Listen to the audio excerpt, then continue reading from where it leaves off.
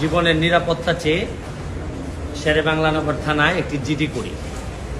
জিডির বিষয়টি হচ্ছে গিয়ে যে গত বৃহস্পতিবার সংসদে থাকাকালীন সময়ে আমার এলাকার যিনি অফিসার ইনচার্জ উনি আমারে ফোন দিয়ে জানালেন যে স্যার আপনি একটু বাড়ি আসলে আপনার সাথে আমার একটু বসতে হবে, গুরুত্বপূর্ণ কথা আছে।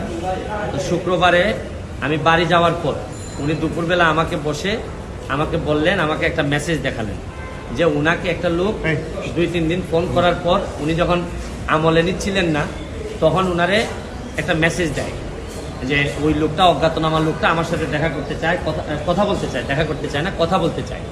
তো ওসি সাহেব আমলে নেননি। পরে যখন মেসেজটা দেখছেন, যে মেসেজের মধ্যে আছে দেখা যাচ্ছে যে একটা কন্ট্রাক্ট কিলার গ্রুপ যারা হায়ার করা হয়েছে তারা নাকি অ্যাক্টিভ, তার বক্তব্য অনুযায়ী।